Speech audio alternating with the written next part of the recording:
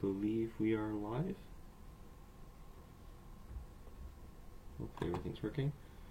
Polls have just closed in the province of Ontario. It is 9 p.m. There's a lot going on my screen right now. Yeah, but I wanted to start with some recent news that we got a few minutes ago, 15 minutes ago. We got news that voting hours were extended in a couple of ridings. They include, and basically it's important because we will not be getting results in any of these ridings until all polls are closed. So we have Humber River Black Creek, which is one of the ridings to watch, 10:30 p.m. Parkdale High Park, 9:30. Spadina Fort York, 9:30 and 10. York Center is also 10 p.m. Orleans and King Vaughan, 11 p.m. and Algoma Manitoulin, 9:30 p.m. We won't see results from any of these ridings until all of their polls are closed. So, important to note. Yeah. And impressively, we already have results reporting. We have, I don't know how quickly all of this will be updating. Yeah, we should have it all going. We do have some results in and around the GTA. We have one poll in Mushkegowuk James Bay. The NDP is leading. Sorry. In Dufferin Caledon, the PCs are leading. In Markham Unionville, the Liberals are leading. We have a poll in Davenport. Marat Stiles is leading. In Whitby, we have the PCs leading. Flamborough Glanbrook, the Liberals are leading. And Hamilton Centre, we have the NDP leading with 43% over JAMA's 14%. So that'll be one to watch. And Kitchener Centre, Greens are actually at 58%. So not enough to make any actual calls yet. Results come in very, very quickly in Ontario. Our ballot machines work very quickly. In Parry Sound, Muskoka, we have a green lead at the moment. And I did want to explain what is going on the screen. On the bottom right, we have the total amounts. So based on the seats that have been called so far, so for example, we have 16 PC seats, 1 NDP seat, 1 green seat. Those are all considered locked in my model, so the margin is above 33% above the second place party. So these are the safest of the safest seats. Obviously the majority are PCs, and we have the 2 opposition leaders who currently have seats in Parliament or in the legislature already. Yeah, and from then we will have more reporting. Not sure why my CBC map is not updating so quickly. These are a little behind.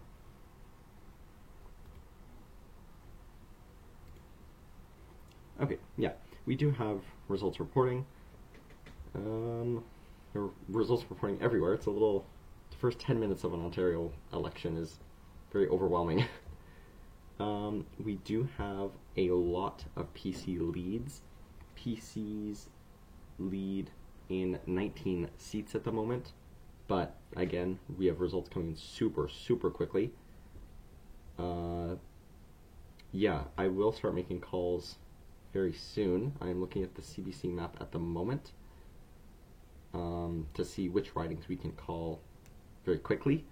But I did want to say the one interesting thing is that the Liberals do not have any locked seats. They could form official opposition, but they don't have any seats that are locked. That's something that's very, very interesting because their closest seat is, I believe, Orleans.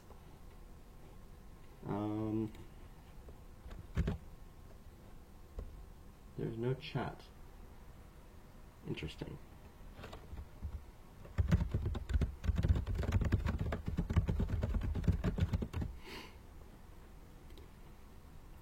extremely, extremely strange.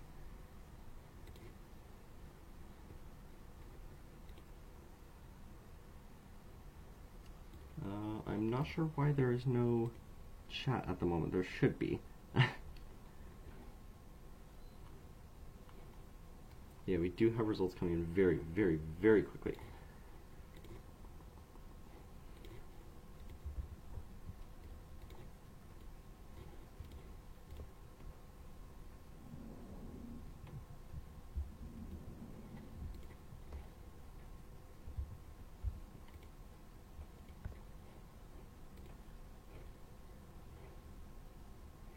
Yeah, I'm trying to fix the chat issue. It might work, I'm not entirely sure.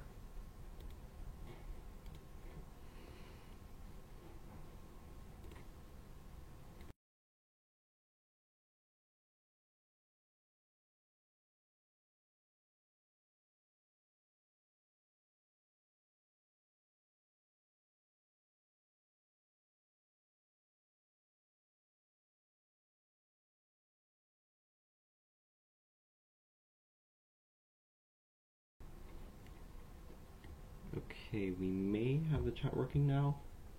Trying to fix some of the settings and still... yes, we have a chat working now. Okay, great. Yes, so we do have seats rolling in very quickly.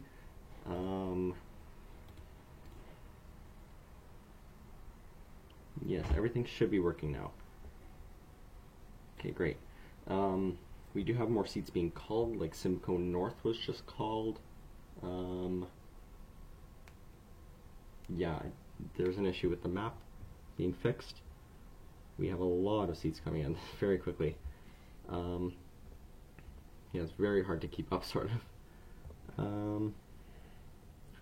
Yeah, there's very little polls reporting, but there's a lot of seats with polls reporting, so it can be difficult to sort of shift through the data. Liberals are actually leading in Hamilton Mountain. That's interesting. We have a healthy PC lead in Flamborough-Glanbrook, so I believe we can call that Flamborough-Glanbrook PC. Yeah, Southwest Ontario is going to be very interesting because the PCs are doing very well around the province, and so yes, our map is fixed now. Great. PCs are doing very well across the province, but especially in rural southwestern Ontario. But this is also where we have we don't have any polls from Halton and Norfolk at the moment, but that is going to be one that's interesting because it was an upset in the last election, and it'll be interesting to see if Bobby Ann Brady, the independent MPP, will be re-elected. We can call Kitchener-Conestoga as well. The PCs have 45% to the Liberals 28%. Kitchener-Conestoga.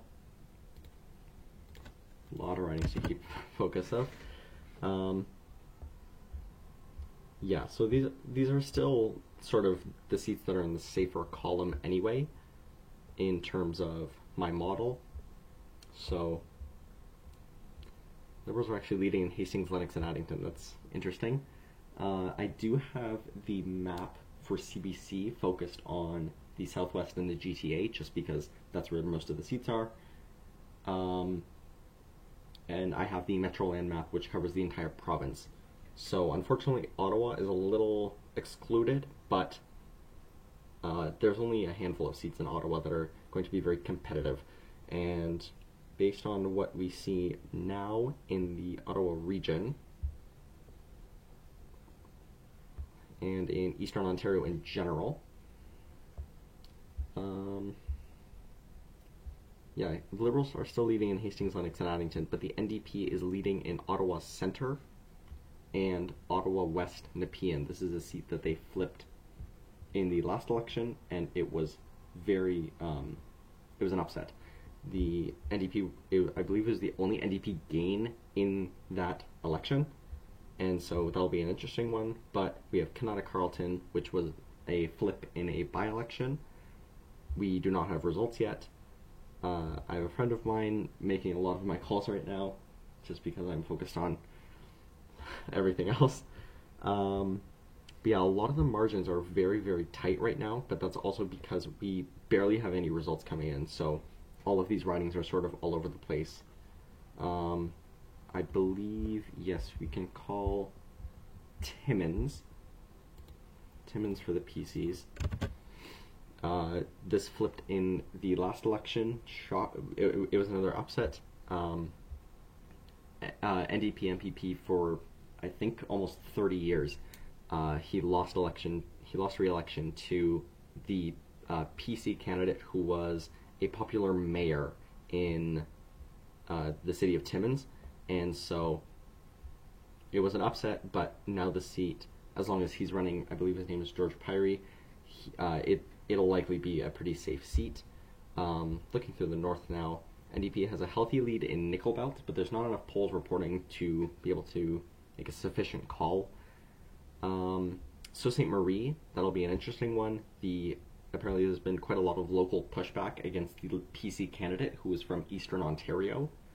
The NDP candidate is a city councillor in the Soo, and so that could be a Ottawa West Nepean situation where it flips despite the NDP maybe dropping pretty far province-wide. We have results in Kenora Rainy River, which have already been called. Interestingly, the NDP does still lead in Mushkegowuk James Bay. In, I believe it's the smallest riding, but the largest community in the riding. Their mayor is the PC candidate, and that will be an interesting one to see how much it swings based off of that mayoralty.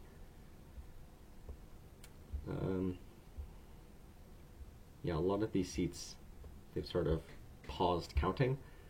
Moving into Toronto, the Liberals are actually leading in Don Valley North and Willowdale, which is interesting, but only one poll out of these, so it's still very, very, very early on. Again, the majority of ridings are still only barely reporting, so yeah. I did expect results to come quicker, although we do have 29 PC seats, so I think that's a pretty healthy enough margin where I can call that the PCs will be re-elected in the province of Ontario, likely with a majority. But yeah, Doug Ford will be re-elected premier.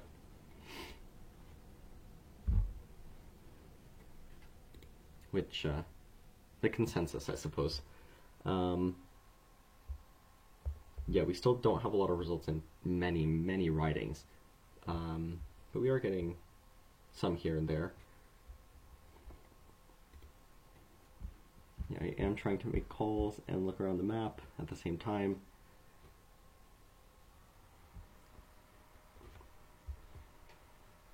Yeah, a lot of these polls that are reporting now are mobile polls, so they're very, very small. They usually only cover one apartment building or one specific area. So those will be very interesting to see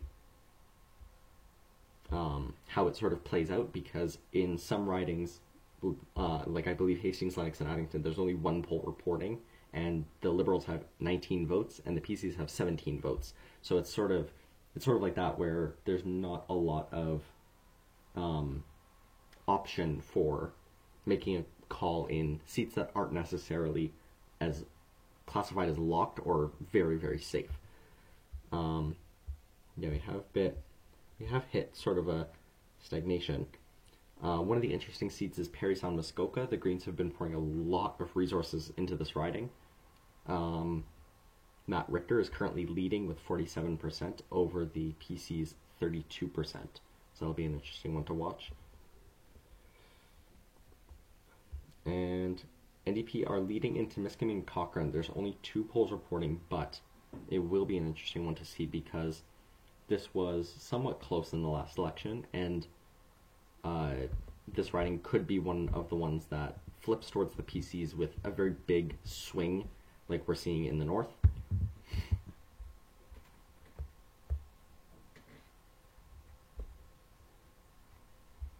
CBC seems to be a little bit slow with some of their results.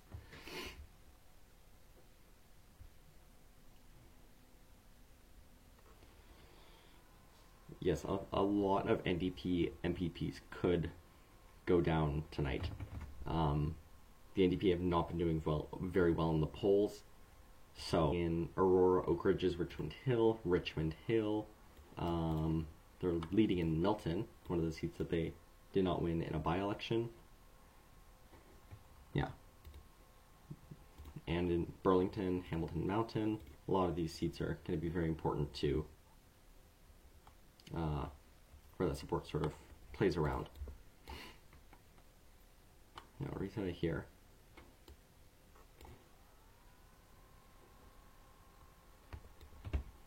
Yeah, we can see the PCs are leading in a lot of seats as expected.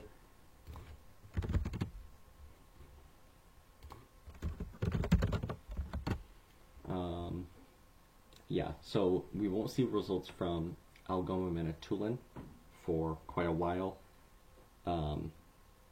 because the late poll is not going to be reporting. So we will not see results in that riding and a lot of other ones. Parkdale High Park, Humber River Black Creek. So a lot of very important ridings in terms of metrics, I guess, for the NDP for the most part. So, but yeah, it is safe to say that the PCs will win. The Liberals are leading in Canada Carleton. That is something that's very interesting. And we can make some calls. See, this is when results really start picking up.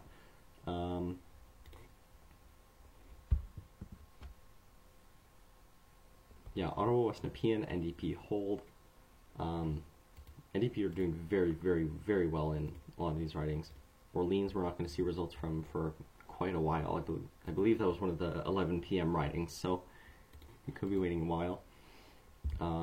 We can call Ottawa Vanier. Let me just call it here. Ottawa Vanier. Liberal.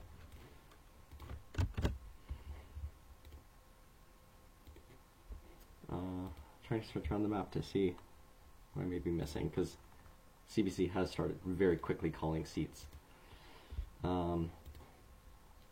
Bay of Quinte, that could be one that turns out a little bit closer than maybe previously expected, because in the by-election, polls were, or not the polls, the results were very, very close, and that'll be an interesting one to see. So we basically, yeah, we have polling stations from pretty much every single seat at the moment. It's taking a very long time to update. Sorry, guys. In Haldimand, Norfolk, the independent Bobby Ann Brady, who is seeking re-election, is at 66%. That's very impressive. I did not expect it to be so heavy to the Bobby Ann Brady herself. I did have it pretty close. In Hamilton Center, Sarah Jama is sitting at around 15%. That is a huge underperformance from what my model had projected. Moving into sort of Kitchener area, Perth Wellington, we can call for the PCs. A lot of Midwestern Ontario is not as competitive as a lot of other areas, I suppose. Yeah, Bruce Carrion Sound, we have more polls from Huron Bruce now, all that. Yeah, I am making my way slowly to Toronto. Huron Bruce PCs, yeah. Bruce Gray Owen Sound. We can also call that for the PCs.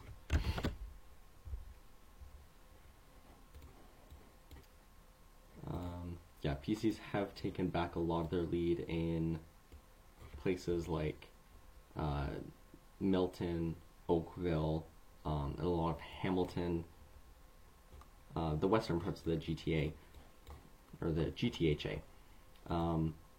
University Rosedale, the NDP are doing a lot better than sort of previously anticipated, I suppose. Yeah, University Rosedale can be called for the NDP.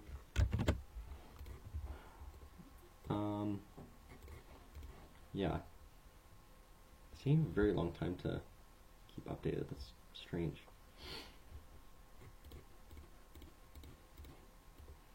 Maybe I have to keep refreshing these tabs and stuff.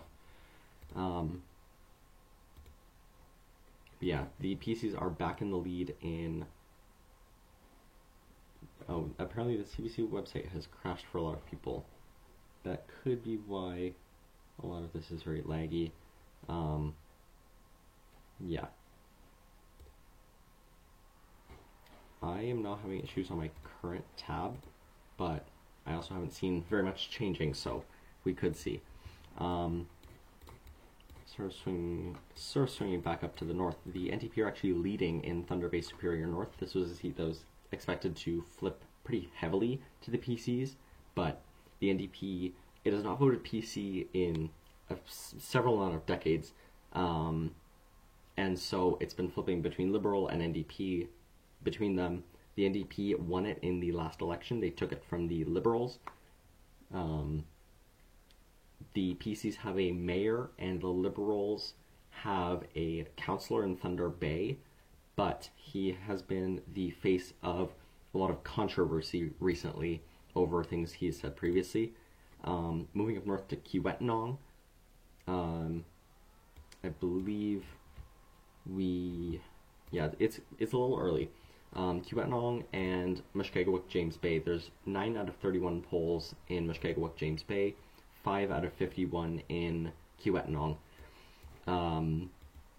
These are the two smallest seats in the province. They only have about 27,000 people each, and so these polls could have a lot of weight in terms of those numbers that are coming in. And Sudbury, the NDP is leading. Quite a few polls are reporting. And moving over to Sault Ste. Marie, over half of polls are reporting, and the PCs lead by 2 points over the NDP. So this seat is currently PC held, but the incumbent is not running again. Moving over to Ottawa, we still don't have results in Orleans. We won't get those until 11. I'm trying to think what I haven't said. Yeah, the CBC has crashed on the tab that I have it open for, which is strange, but I do believe... Yeah, we do have... Yeah, I just have to keep everything updated. So we currently have PCs at 57, the Liberals at 5, the NDP at 11, the Greens at 2, and the Independent at 1. Independent is Bobby Ann Brady. Sarah Jama is pretty far down in her riding. Michael Mantha, we don't have results for yet because Algoma Manitoulin, I believe the results will be reporting soon. And in Don Valley North, Vincent Ke, he was the PC MPP who I believe got elected in 2018. He left the party in 2023, somewhere around there, sometime in this term, because of allegations of foreign election interference, and he is seeking re-election as an independent, and that could be pulling a lot of the PC support. The Liberals are leading in Don Valley North, but we do have results in every single one of the ridings where the polls aren't being interrupted, and again, we're only 30 minutes in, so that's very impressive. Ontario has always been super, super quick with how our results come in. Looking at the Toronto results, Liberals are actually leading in Etobicoke Lakeshore, but only about a third of polls are reporting. York South Weston, very, very close. The Liberals 35%, PCs 34, NDP 25. That is one to watch. That and Humber River Black Creek, which you don't have results for. But York South Weston will be an interesting one because the NDP was defeated in this riding to Doug Ford's nephew, cousin, something like that. One of the Fords was running in this riding. He was elected. He is not seeking re-election. The former NDP MPP is attempting to win this riding. I believe this is the riding where the Liberals have a relatively popular trustee, and so they'll be doing pretty well here. Even looking at Toronto Centre, there's not a lot of polls reporting, but 17 out of 71, and the NDP has a lead of about 10. This was one that could have been very, very close, but turning out not so much. Yeah, switching over, we can project Beaches East York and Don Valley East, both for the Liberals, barring any sudden change from CBC, which seems to be down. May have to switch. Beaches East York.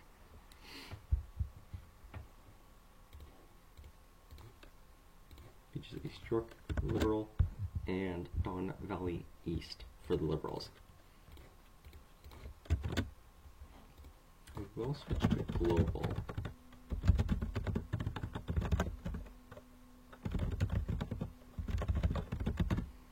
I prefer the CBC map, but CBC tends to have some glitches going on. Hello to the 4 of you who are here. I wonder why they're having such a big issue. Yeah, Global is a lot safer with what seats they call, but CBC tends to be pretty all over the place a little bit. In Cambridge, half of the polls are reporting, and the PCs are leading by 10%. Going to Chathamkent Leamington, we do have that as PCs. Yes, the NDP is doing very, very well in Ottawa West NP, and that is something I was looking at before. Something I wasn't expecting too. Maybe the CBC page will be up soon, I guess. But we do have PCs at 59, the NDP at 11, the Liberals are at 7, the Greens are at 2, and Bobby Ann Brady is leading in... Okay, CBC map just updated. And Bobby Ann Brady is leading in Halden, Norfolk, which she is seeking re-election in. Yeah, the vast majority of our ridings are already called. Yeah, we don't have very many left.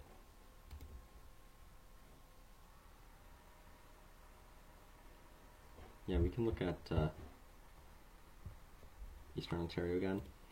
Kingston and the Islands, this is another one that the PCs haven't won in quite a while. Ted Sue is seeking re-election. He's at 61%. That's very impressive. Less than half of polls are reporting. And interestingly, the CBC has called Kanata Carleton for the Liberals. So they are projected to hold the seat. That's very interesting. I wasn't expecting them to make that call so early. In Nepean, longtime PC MPP, the only MPP actually for this new riding, is not seeking re-election, Lisa McLeod.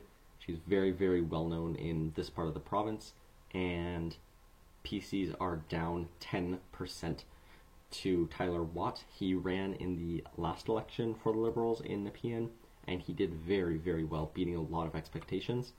But gain,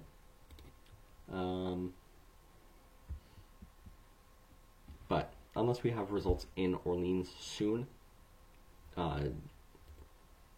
it can be pretty safe to say that the NDP will be able to hold it, or the Liberals will be able to hold it. Kanata Carleton, I'm very surprised that they've called this so early. 35 out of 55 polls are reporting the Liberals lead by 7. That's one I can call as well. Kanata Carleton for the Liberals. This seat hadn't gone anything but PC or the Farmers' Party of Ontario way back in the 1900s since Confederation. So this is a very, very, very formally conservative seat, and Karen McCrimmon, the former MP for the area, is flipped the seat in a by-election and is now still leading. It is just past 9:30, so we do have results for the two ridings where where polls were closing at 9:30. So that is Algoma Manitoulin we will have results in, and Parkdale Hyde Park. So Parkdale Hyde Park, the NDP is leading with 44% over the Liberals' 31%. PCs are doing very, very, very well in Peel. And it was just projected Hamilton Centre is not going to be a hold for Sarah Jama. She is projected to lose the seat, which is something I did not expect. I had it very, very close. She had a lot of support from former NDP staffers, a lot of NDP people sort of around in Hamilton in general were supporting her. Turns out that hasn't brought her very far. She was censured in the legislature, so she has a lot of she doesn't have a lot of abilities as a NDP MPP would in the seat, for example. So she is down in the seat. I want to talk about Mississauga. PCs are leading in Mississauga East Cooksville. That is the seat that the Liberals are trying to gain. That is Bonnie Crombie's seat. Patrick Brown's mother-in-law, I believe, is the PC candidate here, so a little bit of personal tension. PCs are leading with 48% over the Liberal 41%, but it is not called yet. So, yes, Matthew Green was supporting Sarah Jama, but it turns out that hasn't really boosted her a whole lot. In Hamilton Centre, yeah, Sarah Jama is at 15%, and she is in 4th place below the NDP, Liberals, and PCs. The NDP is leading the riding. We do have Etobicoke Lakeshore as well. The Liberals are leading with 8%. I believe we have that called. Etobicoke Lakeshore, not yet. But with the Liberals up in several seats, yeah, Parkdale High Park we have results in. It should be bolded.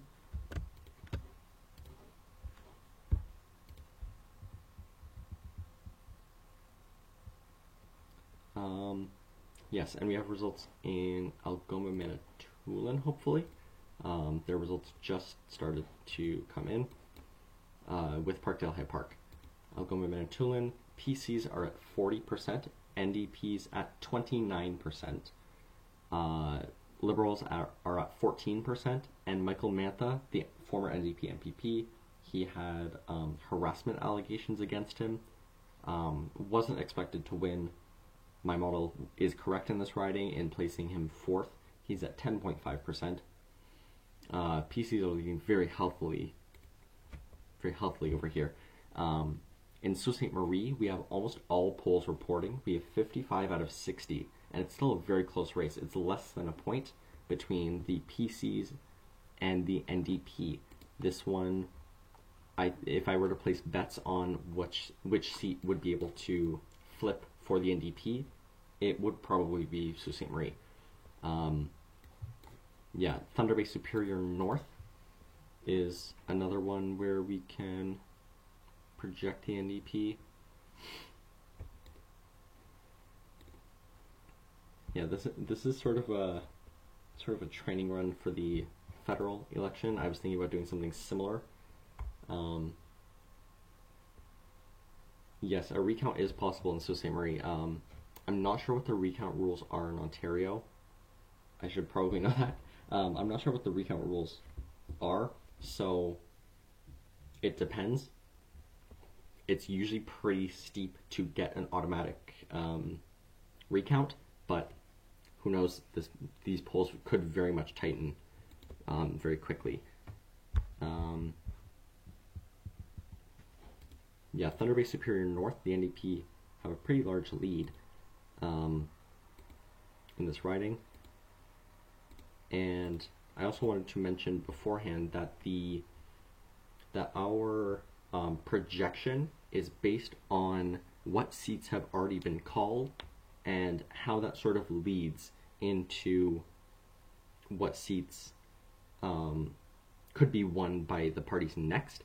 So, for example, the NDP flipped Canada Carleton.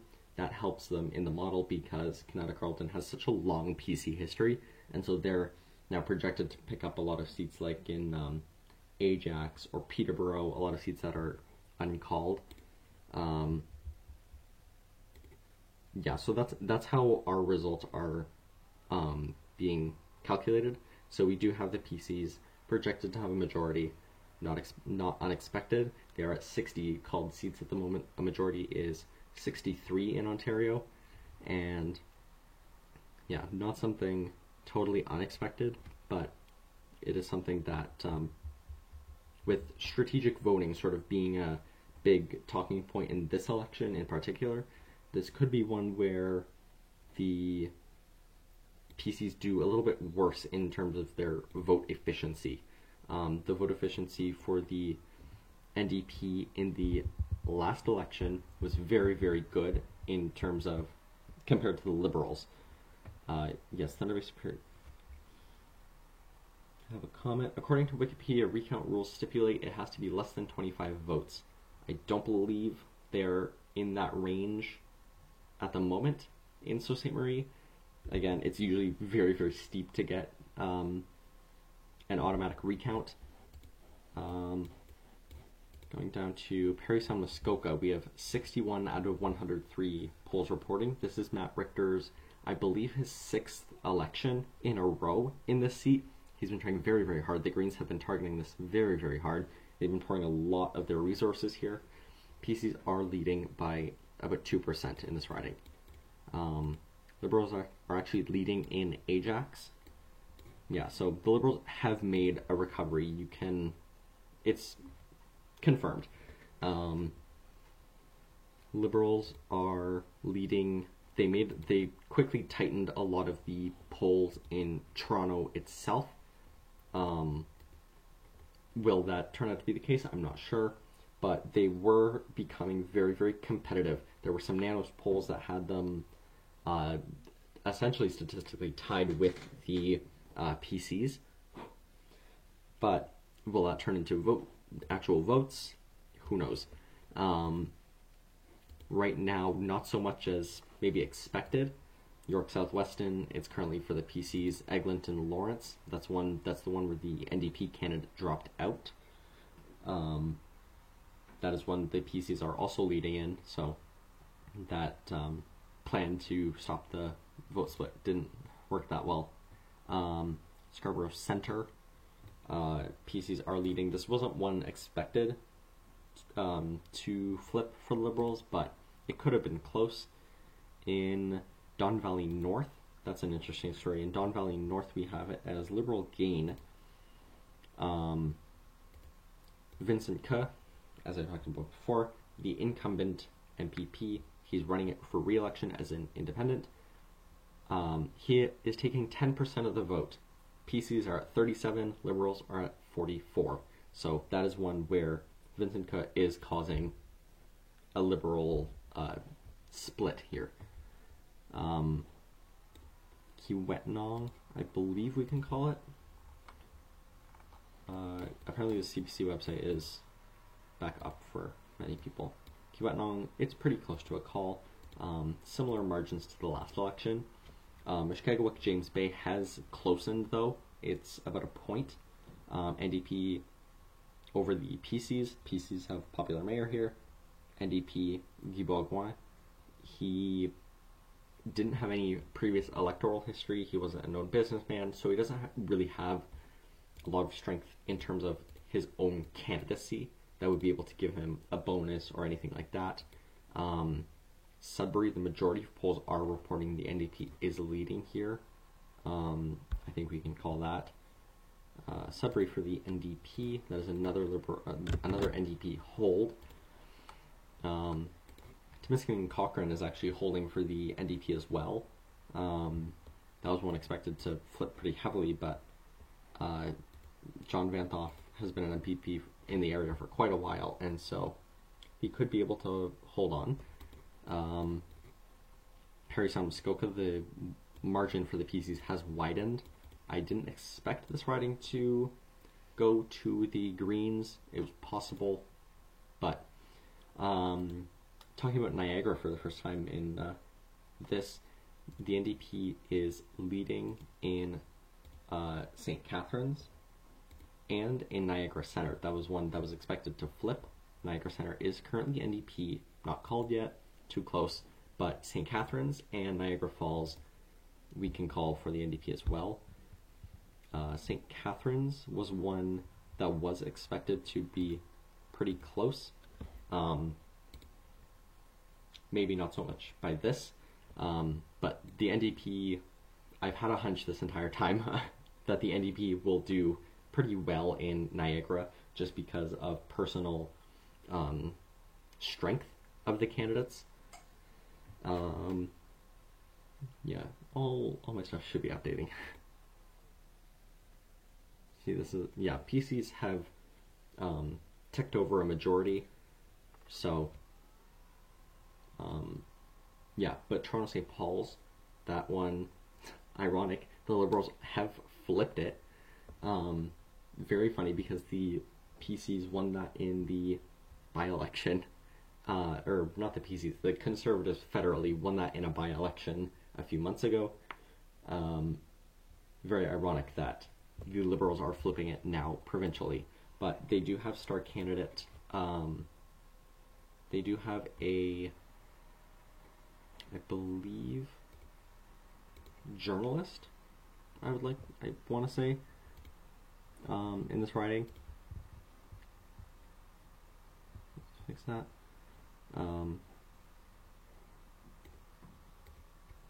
Yeah, so, but the NDP is elected in the majority of seats that they are leading in at the moment. Let me just go back to the front page. There we go. That should be updated. But the PCs are over a majority right now. They are called to win in 65 seats. The NDP at 21. Liberals are at 11. That's a pretty big gain from the last election, but on the low end of what was expected in my model. Greens are at 2, as anticipated, and Bobby and Brady is projected to be reelected. The only difference in this column is that my model had Hamilton Center very, very slightly leading for Sarah Jama, but she has lost in Hamilton Center. She, I believe, is still in 4th. But despite this, the NDP is still projected to hold the opposition spot. One that the Liberals could have taken if they had a sort of better vote efficiency. That's something that the Liberals have been struggling with. They have very, very, very low vote efficiency. In terms of the votes they actually get, they don't usually translate so much into seats. It's very difficult for them to flip and win seats. Going into Hamilton. Hamilton has been flipping around this entire time. Hamilton Mountain. The NDP is actually in 3rd. This was held by Monique Taylor. Previously, she was an MPP, I believe, for quite a while. But Hamilton Mountain, I'm not sure why it's called for the NDP here. PCs will win Hamilton Mountain. They are actually leading in all of the London seats as well. That's very interesting. Back to Hamilton though. The NDP is leading in Hamilton West, Ancaster, Dundas. That is on the west side of Hamilton, obviously. Sandy Shaw is the only incumbent NDP MPP running for re-election in Hamilton. She's been up and down as the results have been coming in. 54 out of 84 polls are reporting the riding. Sandy Shaw, NDP, 37% over the PC's 35%. Still very close, but maybe not so much as sort of previously anticipated. It's still on the closer end of winning the NDP seats. Yeah, we've gotten to the point in the night where my calls have sort of caught up to what's going on in CBC. I will update this. Still trying out new software, so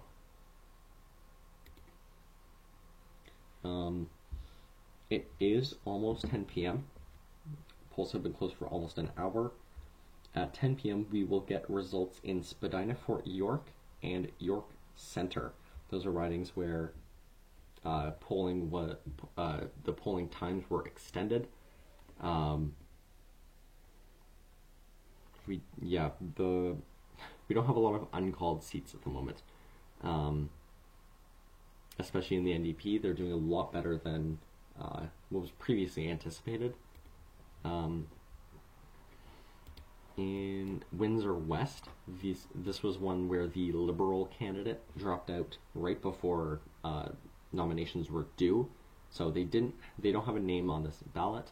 Lisa Gretzky, the NDP MPP, Windsor has been flipping very quickly, and there's been a lot of swing in Windsor based on sort of Labour support, flipping from the NDP to the PCs, and that's what flipped Windsor Tecumseh and Essex.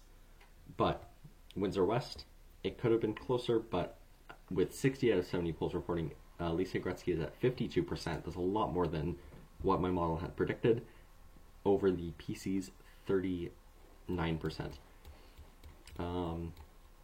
Yeah, heading back into the GTA, I'm surprised that Etobicoke Lakeshore has flipped.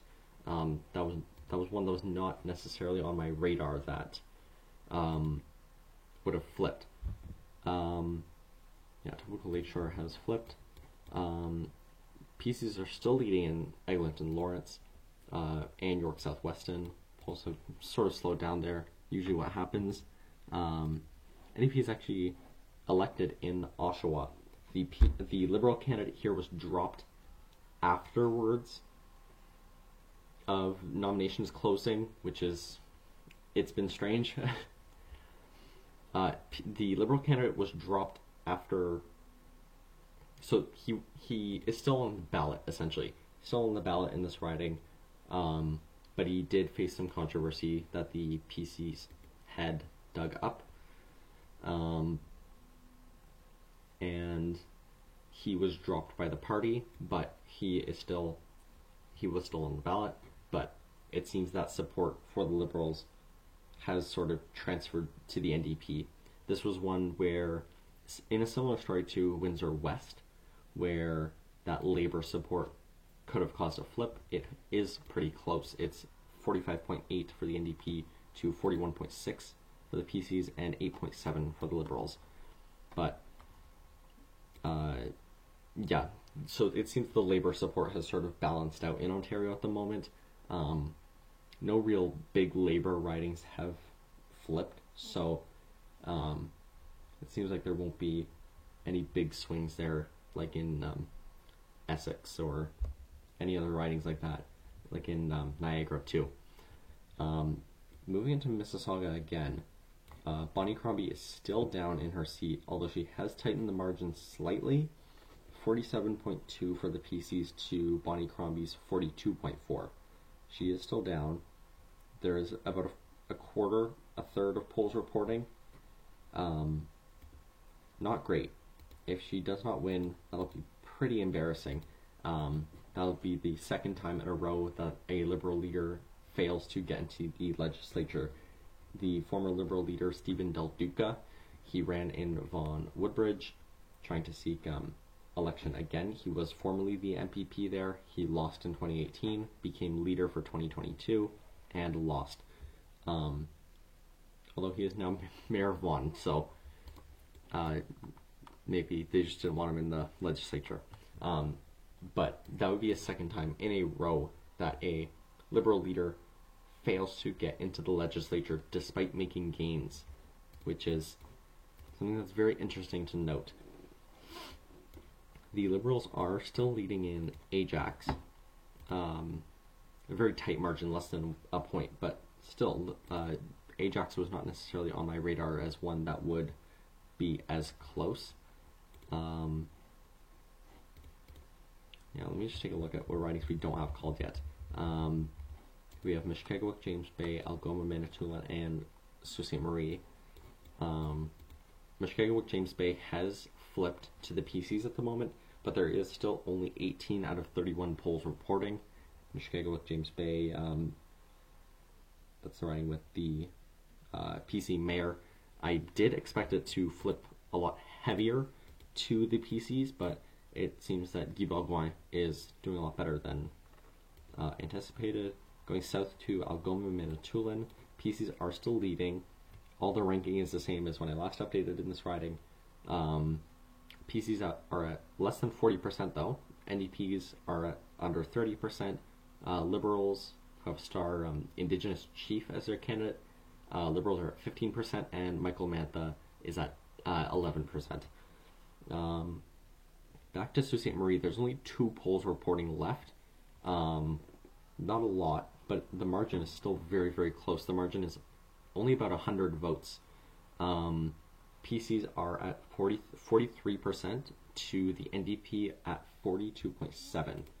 So that's an interesting one to see if the NDP will be able to pull through at the very, very end.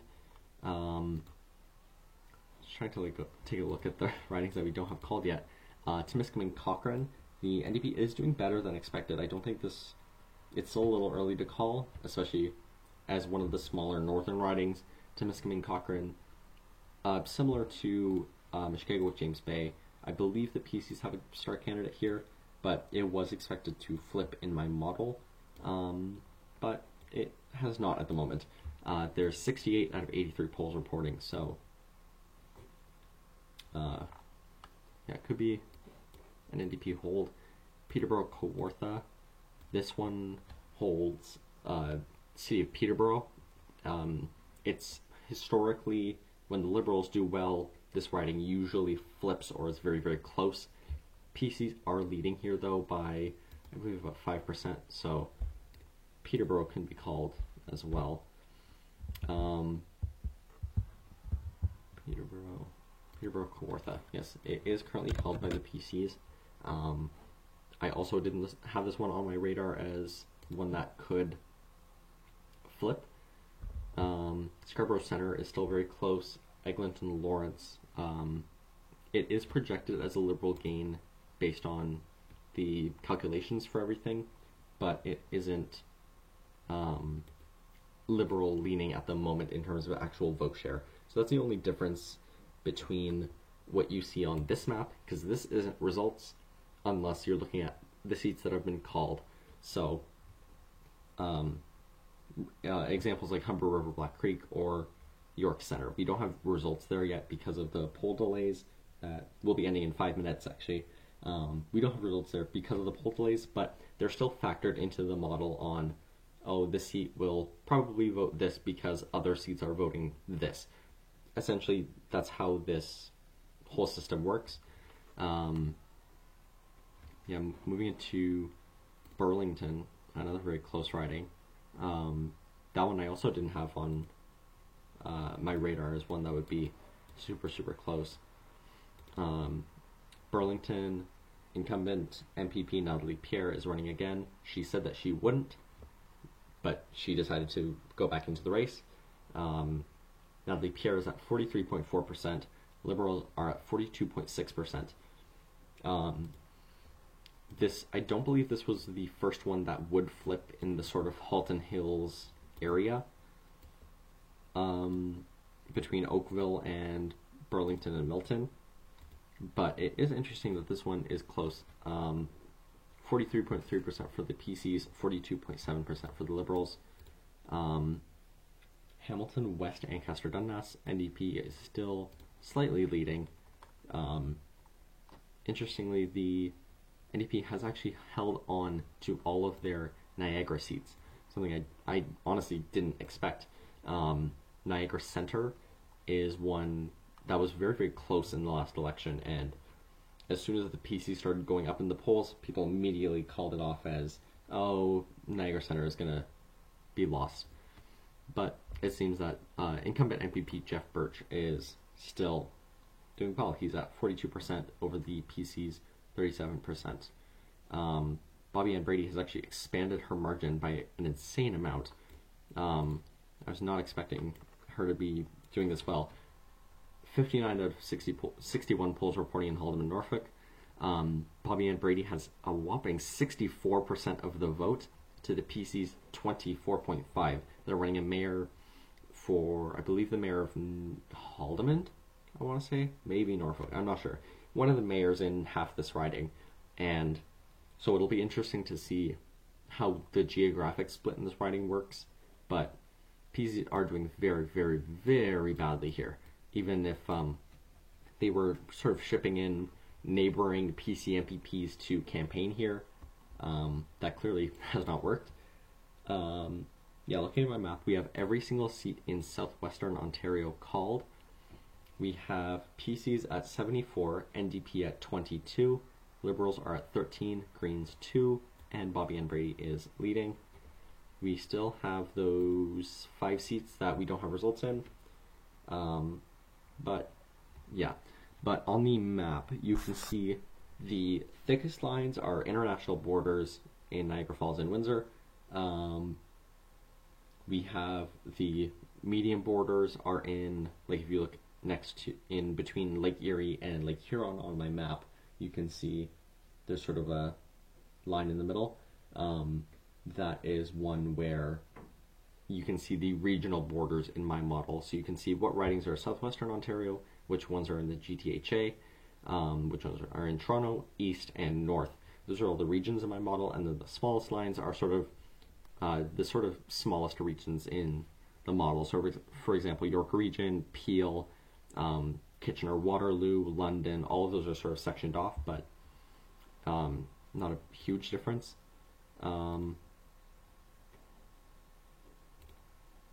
Yeah, not much has changed. PCs are still leading in Mississauga, East Cooksville, although Bonnie Crombie is tightening the margin very slightly. But in Mississauga, Erin Mills, it is actually flipped, which is interesting. Despite the model projecting that this seat would go Liberal, it was PC for quite a while. This was without any candidate effects like what Bonnie Crombie has as a former MP, former mayor, blah, blah, blah, blah, blah. Her huge resume.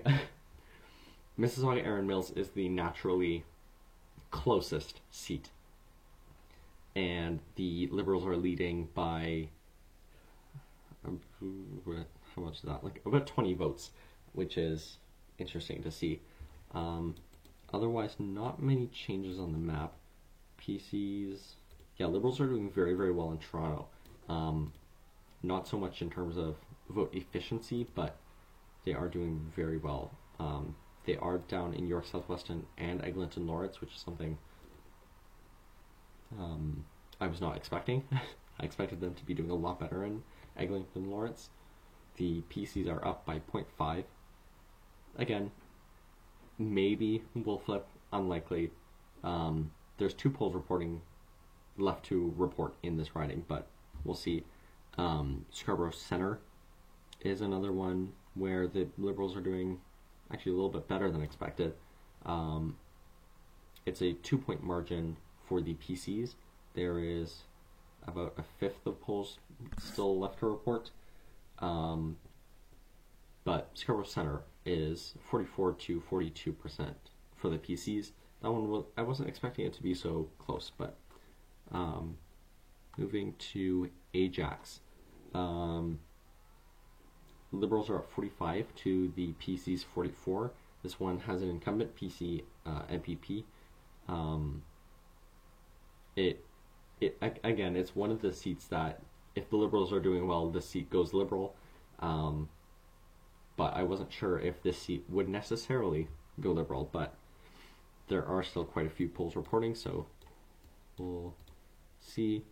We have all the seats in the east of Ontario called, and majority of the north in Timiskaming Cochrane. See, that's the issue with having results that come in so quickly, because we're scattered for 15 minutes and now we have nothing to talk about for 2 hours. Timiskaming Cochrane, 42.7 for the NDP with John Vanthof, and 38.7 for the PCs. Algoma Manitoulin is called for the PCs recently. PCs are at 49.8. The NDP is at 28.9. In Mushkegowuk, James Bay, the NDP are doing very, very well.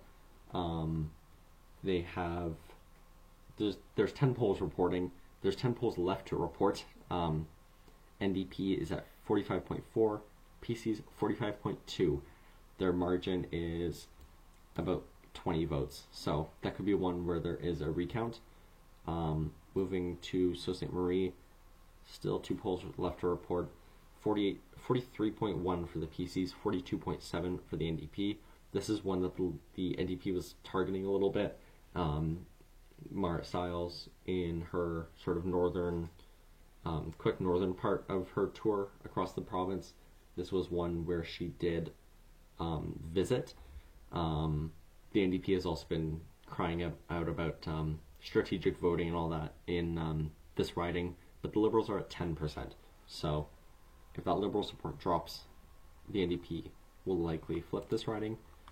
Parry Sound Muskoka, again, Matt Richter will not get elected to the legislature. I'm sure the Greens are very, very sad about this. Greens have been trying very, very hard. They've been working this entire term to try and flip the seat, but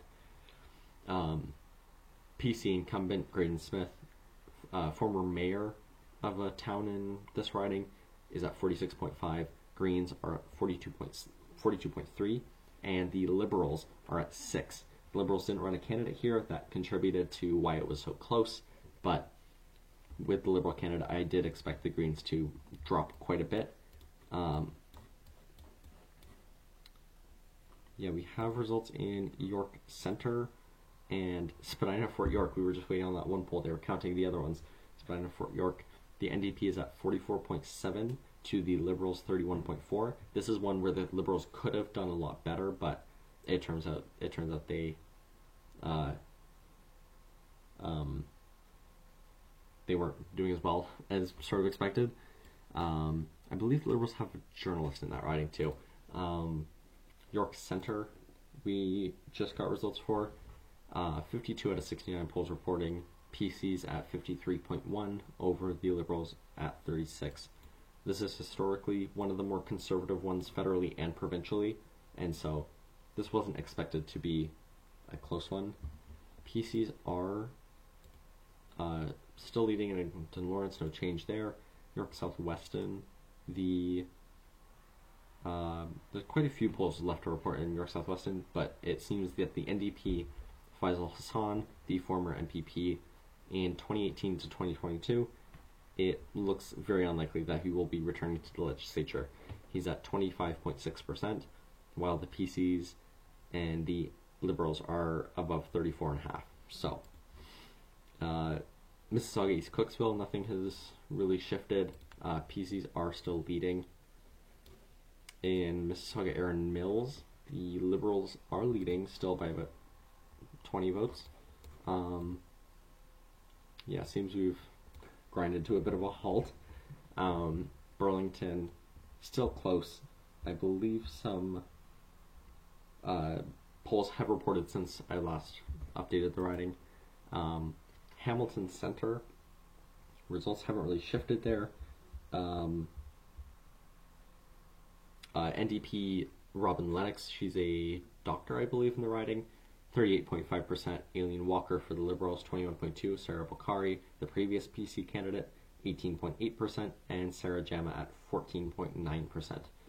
Very, very, very big drop for Jama. She got 54% on the ballot as an NDP candidate in the by-election. Hamilton West, Ancaster Dundas, we're still waiting for a lot of polls there. But essentially, the consensus for this right now is not much is changing from the last election. The 2022 election ended up with obviously a PC majority. Let me just update everything. Sorry. The PCs expanded their majority by quite a bit in 2022 because of the Liberal lack of good vote efficiency. We have the PCs at 74. They're projected to have 79 seats. The NDP is at 23. They're projected to have 25. Liberals are at 13, projected to have 17. Greens at 2, staying at 2. Independent, it's expected that only Bobby Ann Brady will be elected. PCs are they're underperforming quite heavily from the last election. In the last election, they won 83 seats to the NDP's 31 and the Liberals 8. So this is quite a big dip. Forum Research did project that the PCs would dip by quite a bit. They were pretty far out of not far out, but they were one of the largest differences. They were still in the margin of error, still one of the biggest differences compared to the polling consensus that had the PCs at about 43% province-wide. And, well, that seems to be the case looking at the province-wide vote share, something I honestly don't really pay attention to.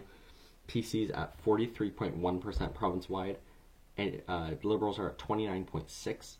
The NDP is at 18.6%, Greens 4.9%, Independents 1.1%. This is on the high end of where the NDP have sort of been all over the place in terms of where their support is moving around. They were, because the PCs are so, or the NDP is so concentrated in a lot of their vote, if they go to 16%, which would have been their sort of low based on the polling, they could have gone down to losing party status, which I hadn't expected any of the major three parties to lose party status, which they aren't. But that's another thing I haven't mentioned. The Liberals are at party status for the first time since 2018, which is, I'm sure, something the Liberals are happy about. Something they are probably not happy about is that CBC has called Mississauga East Cooksville for the PCs. There's 11 polls remaining. PCs, Sylvia Gualtieri leads with 46.8% over Bonnie Crombie 42.7%. It'll be interesting to see if Bonnie Crombie resigns on election night. I can't remember if Stephen Del Duca did the same. I'm not entirely sure. Mississauga Erin Mills, though, is the only uncalled seat in Peel. Mississauga Erin Mills, 5 polls remaining. Liberals are at 44.3, PCs 44.2. No update there. We've sort of gone to a halt. But we do have the vast majority of polls reporting, which I'm happy about. We're not in Alberta or BC where we have to wait 5 hours before we get any numbers.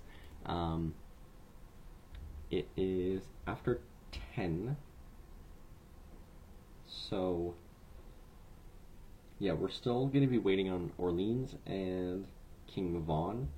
They're closing at 11. Humber River Black Creek, all their polls are closing at 10:30. So we have 20 minutes until 20 minutes until Humber River Black Creek reports, which will be interesting because sort of rip off the Band-Aid to see how they do. Tom Rakiewicz is running for re-election. He's been the MPP since 2018. PC's Paul Nguyen. He ran in the last election. He underperformed quite badly. Liberals Liban Hassan, I believe a trustee. I want to say Liberal trustee in Toronto. I'm not sure, but they also have a star candidate there. No polls reporting yet. I imagine when 10:30 rolls around and we do get results there, it'll be probably pretty determined by then. But it is interesting to see how this map is playing out. Based on where they're leading or elected, the PCs are at 79. The NDP is at 25. The Liberals are at 14. Greens 2. Independent 1. Yeah, I'm sure. Yeah, Horvath and Del Duca resigned on election night, according to Wikipedia. So, yeah, I wouldn't be surprised if Bonnie Crombie did the same. I'm still honestly pretty shocked that the NDP has held their vote efficiency despite falling so far from 2018. They have lost about a third of their caucus, but still, it's impressive that they've held on to this many seats. Yeah, Andrew Horvath. I wonder if Marit Stiles is going to resign, because based on her campaign, on the sort of slogan being revolved around her, I suppose, because all their stuff has been "It's Marit" as their sort of tagline. Hamilton West, Ancaster, Dundas the NDP has expanded their margin by quite a bit, so we can call that as well. Meaning we only have one NDP seat remaining. Hamilton West, Ancaster, Dundas over the NDP.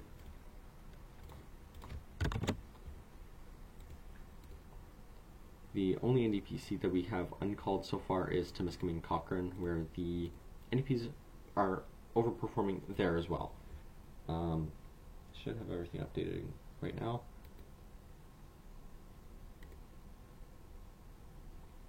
Yeah, Hamilton, West Ancaster, Dundas. It was the closest of the Hamilton seats in the last election, like in general. So it's interesting to see that it's holding on. And you can see PCs are winning a lot on the board right now.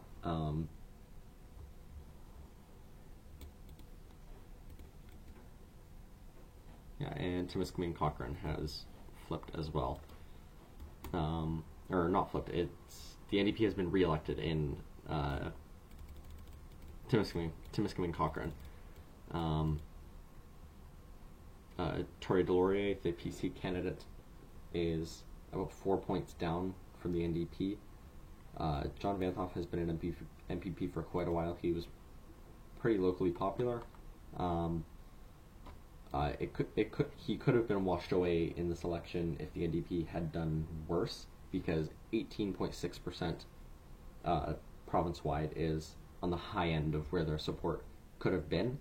Mushkegowuk, James Bay, the PCs are leading by 1, but we still have a lot of polls remaining. Sault Ste. Marie, it says that we have all polls reporting PCs 43, NDP 42.7. So all polls are reporting. That is strange, because it doesn't have a call. Let's check.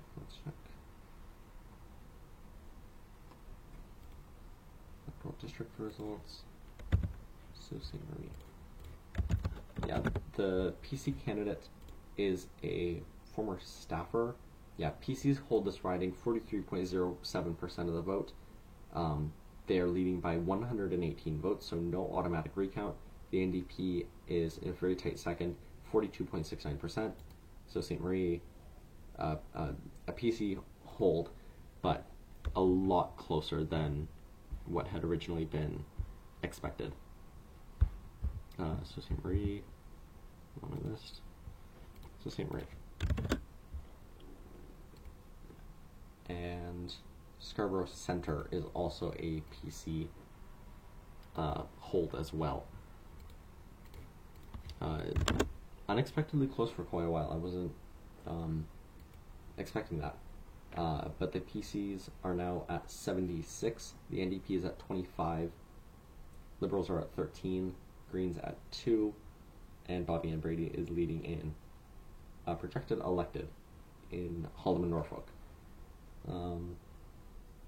Everything should be updating right now. I'm not sure why it's taking so long. Yeah, 76.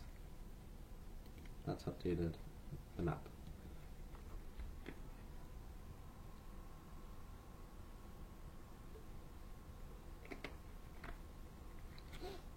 I feel like I need to get better equipment for the federal election.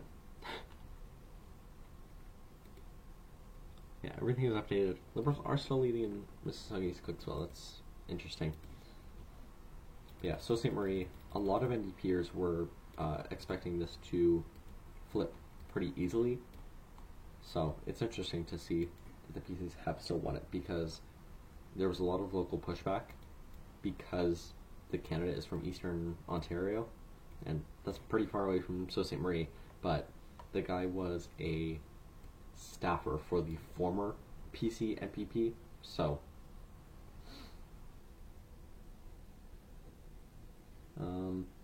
yeah, majority of our uncalled seats are ones where the Liberals are leading or projected to lead based on the model. In actuality, the PCs are leading and elected in 79 seats, the NDP in 25, Liberals 14, Greens 2, Independent 1. Burlington under 500 vote margin now. Yeah, Burlington, I know that the Liberal candidate was campaigning pretty hard. I can't remember if Bonnie Crombie did anything major in Burlington.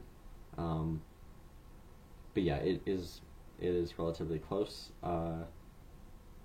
Yeah, less than 500 votes, but PCs have 43.3% here, Liberals 42.7%.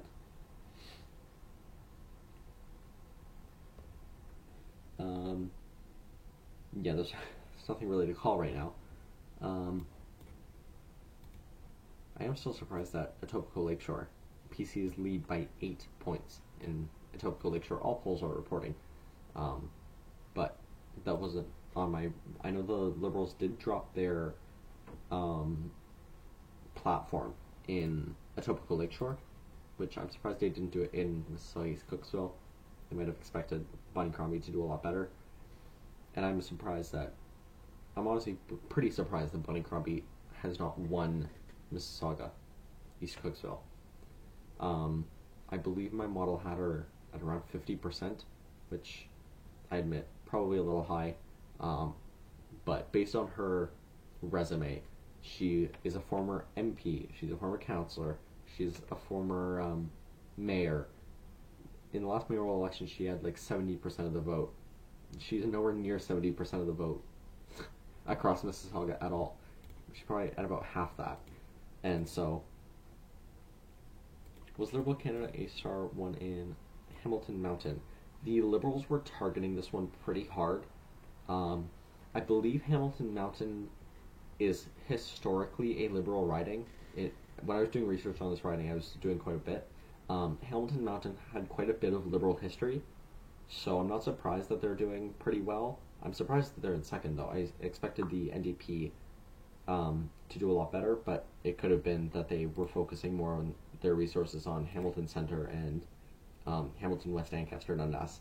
But in terms of the actual quality of the candidate herself, Dawn Danko, I'm not sure. I can check my model, but I believe PCs were expected to win this. I'm surprised. I am surprised that the NDP is in third and is 10% behind the PCs. So it's not as tight as I might have expected either.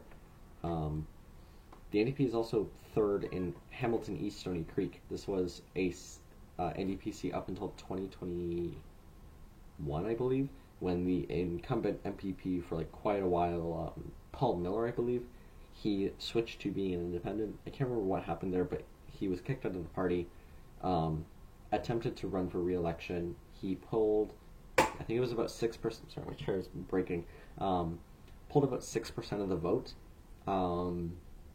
and blocked the NDP from winning this seat due to the NDP vote split. The PCs barely won this seat, but seeing that the NDP has dropped probably about half their support from 2022 in Hamilton East Stony Creek, I'm pretty surprised.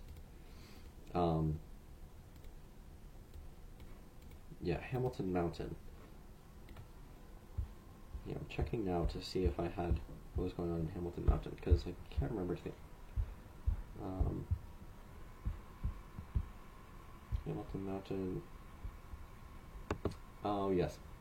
Don Danko is a popular trustee, and there's quite a bit of name recognition in the riding. And with its liberal history, I am not shocked that they're doing well, although I am surprised. I expected it to be very, very close in Hamilton Mountain between all three of them, but it turns out that is not so much the case. We can look at my ridings to watch. Thunder Bay, Superior North, NDP hold. Mushkegowuk, James Bay, we're still waiting on a lot of numbers in. Looking at the results, nothing has changed. PCs are still leading by 1. There's 7 polls remaining out of the 31, so it still could flip, especially because we don't know where those polls are coming from. Because if those polls are coming from where PC candidate Dave Plourde represents municipally, he's the mayor of Temiskaming? No, Kapuskasing? One of the major communities in Mushkegowuk, James Bay, and it's the smallest riding in the province. It has 25,000 people. That's tiny, and so I'm surprised that there's not more of a flip or a swing based on how much name recognition the PCs have in this seat.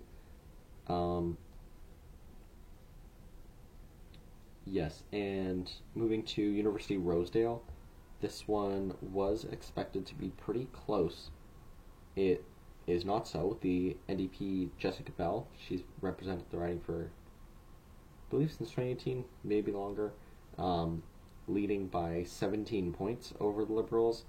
I believe there was a riding poll done here, and it had the Liberals leading or something like that. NDP doing very, very badly, but I don't input riding polls into my model. They're usually pretty inaccurate. And Spadina Fort York was another one that was, it's not on the list, I don't believe, but Spadina Fort York was one that was also expected to be pretty close. All of my ridings to watch are in white on the map.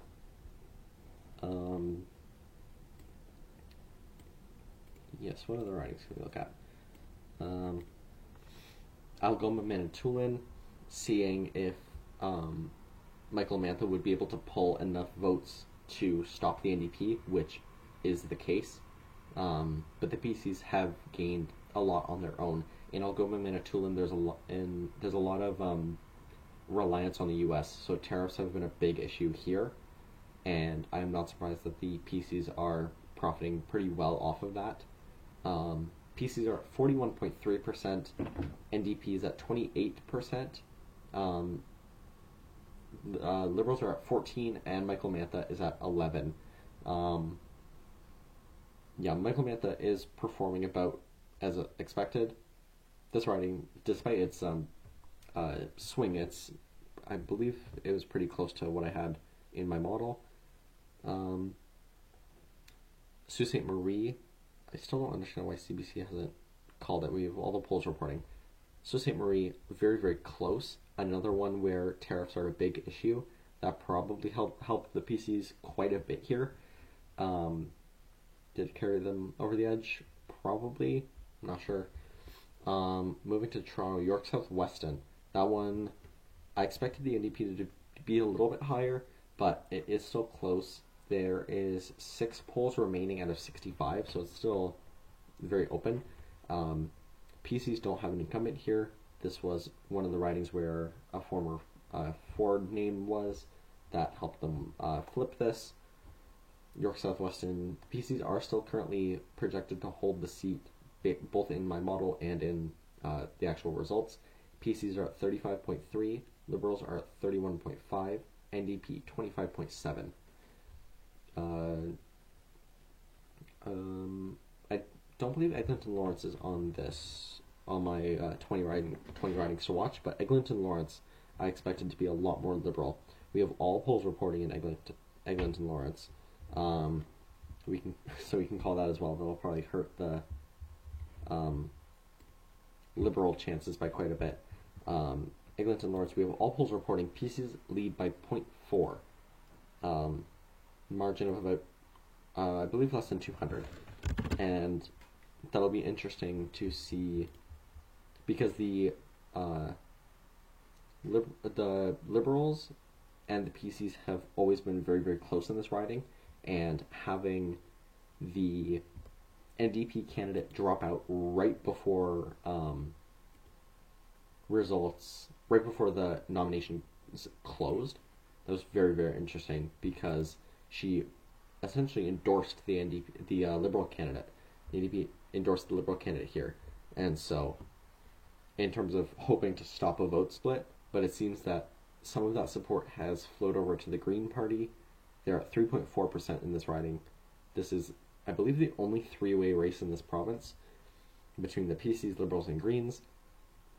I believe some of that vote share from the NDP has flowed over to the Greens, and that's why this riding has stayed PC. Moving back north to Parry Sound, Muskoka, the Greens put a lot of work, and I got a notification on Twitter saying that Green Party leader Mike Schreiner sounds emotional as he talks about the loss of Matt Richter in Parry Sound, Muskoka. Schreiner congratulates Ford on a majority government. That was 20 minutes ago, from Colin DeMello on Twitter. The Liberals did definitely play a bit of a spoiler here. If the Liberals didn't have a candidate again in this riding, I think it probably would have flipped. A lot of people did suspect that this one would be super, super close. I didn't expect it because historically Greens benefit when there's no Liberal or an unpopular Liberal, like in Kitchener Centre federally, honestly Kitchener Centre provincially a little bit too, as we see a little bit in Eglinton Lawrence and Parry Sound, Muskoka. But this riding has gone back to its more PC roots, I suppose. PCs lead by 5 in this riding, so not even considered a toss-up in my model, which is not so great. Barrie Springwater or Medonte, I had that one thrown in because the Liberals historically did very, very well when Barrie was a seat on its own, but recently, in the past redistribution, Barrie has been split between Barrie Springwater or Medonte and Barrie Innisfil. Barrie Innisfil, very, very PC, has a lot of the Barrie suburbs and rural areas. Barrie Springwater or Medonte, it's more, I believe, has more of the downtown and more of the more historic areas of Barrie, I suppose. And so Liberals have held an advantage here. The former popular mayor last time ran for the Liberals in Barrie Springwater or Medonte, made this riding very, very close, and the Liberal candidate now, Rose Zacharias, she is helping run the Liberal campaign. I believe that's what her main position is. This one wasn't expected to flip. I didn't think that this one would flip, no matter how well the Liberals do in the margins of error with polling errors and stuff. Mississauga East Cooksville, I am surprised that Bonnie Crombie is down. 56 out of 64 polls are reporting. Liberals have 43% to PC's 46.6%. The NDP is at 5.2 and the Greens are at 2.1, so they are playing a bit of a spoiler here as well. In St. Catharines, the PC candidate Sal Sorrento. He ran in the last election, underperformed a little bit. I believe he is a regional councillor in Niagara for St. Catharines, so he has some local name recognition. But Jenny Stevens has been running a very, very strong campaign recently. I can't remember if Marit Stiles ever focused on St. Catharines itself very strongly.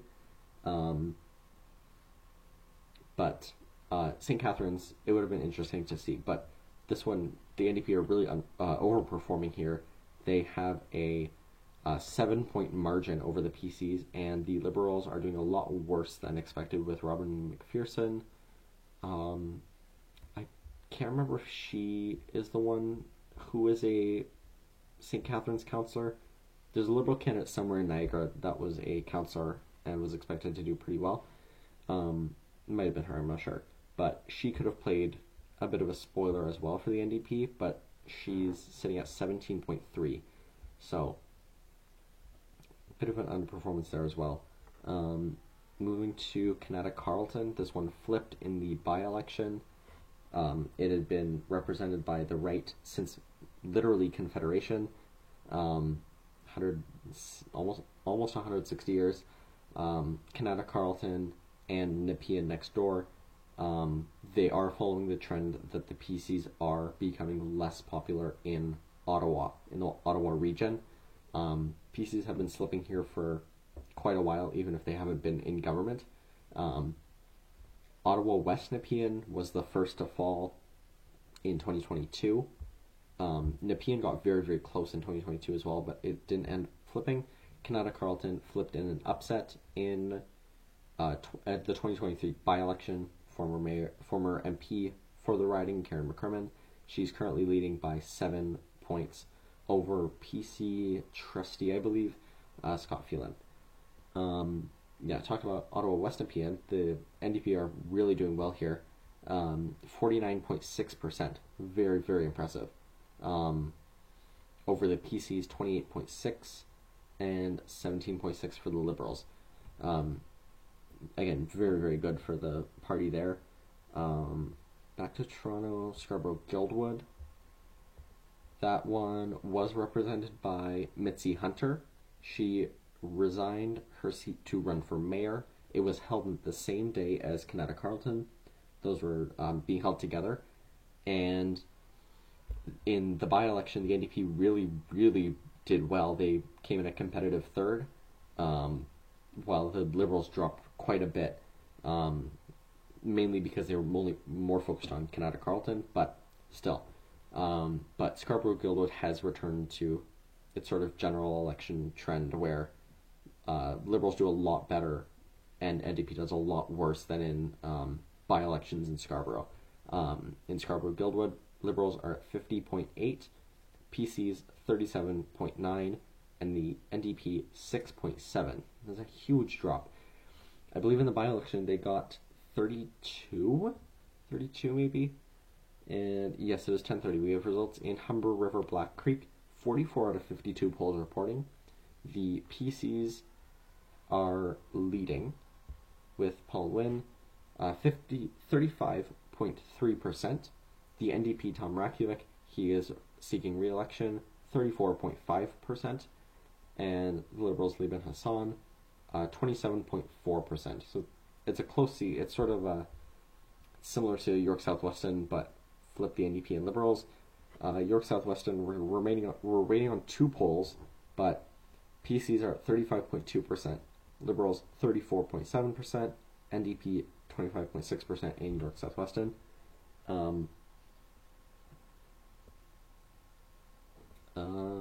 Yes. It'll be interesting to see overall turnout. I don't know if Election Hunter might be showing that right now. I'm not sure. Take a look now. Because turnout was the lowest in the last election in Ontario history.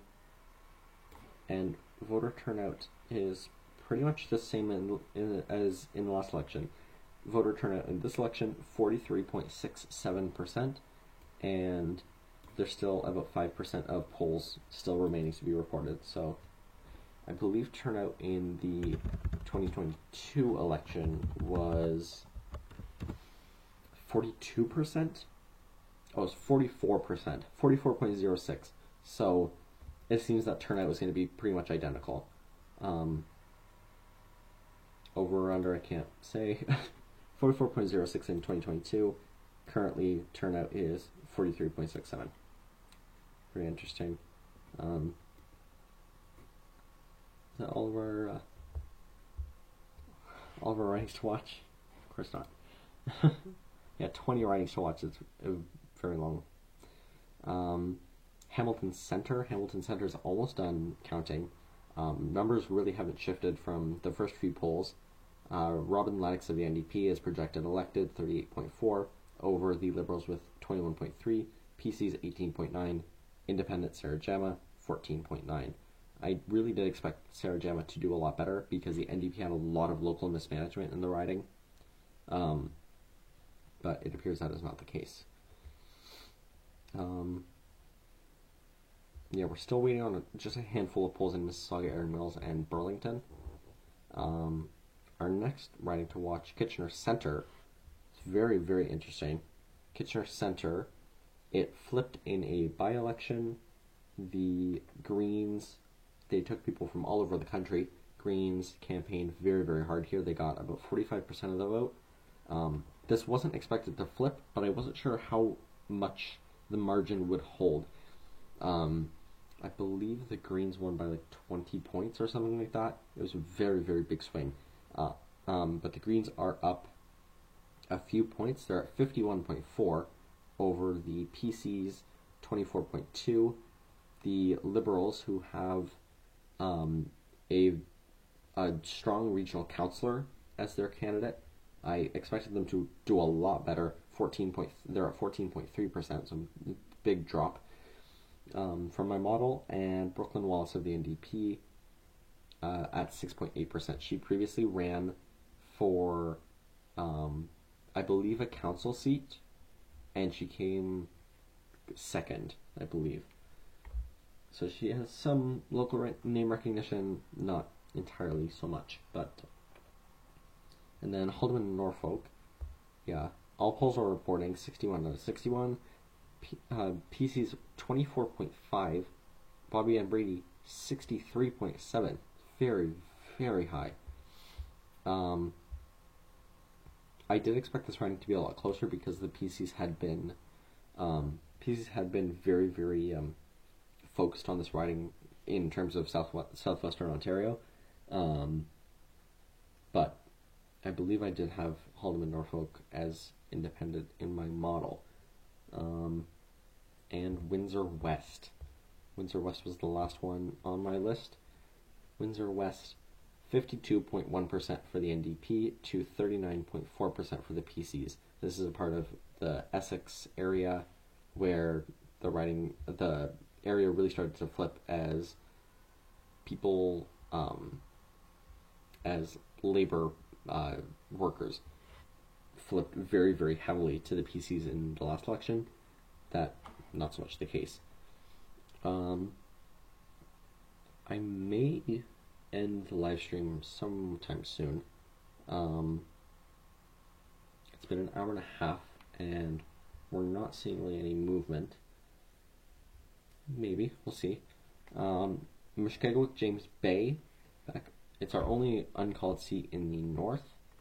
Mushkegowuk, James Bay, PCs are 45.8%, NDP 44.9%, Liberals 7.8%, which, spoiler, Greens 1.5%, spoiler. They have 4 polls remaining still, so, yeah, and then our only uncalled seats, Orleans and King Vaughan. We will not see results there until 11, so 20 minutes from now. Vaughan Woodbridge is an interesting one. This was the former seat of Stephen Del Duca. This is the first time he is not on the ballot there, and the Liberals have dropped pretty heavily. The Liberals are at 26.6. I believe in the last election they were in the 30s, mid-30s, but the PCs are at 65%, which is very, very high. Maybe the highest in the region. Yeah, I believe the highest in the region. Um, yeah, our uncalled seats are Ajax. Oh, apparently Ajax has all their polls reporting. I don't know why the CBC thing isn't. Doug Ford speaking at PCHQ now. Interesting. um, I was thinking about having a CBC like little box somewhere on my screen, but there wasn't enough space. Um,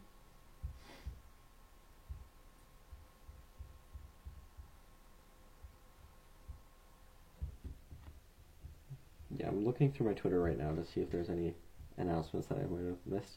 Um, Ontario Premier Doug Ford addresses supporters in Etobicoke. Together we have made history with a strong historic majority mandate.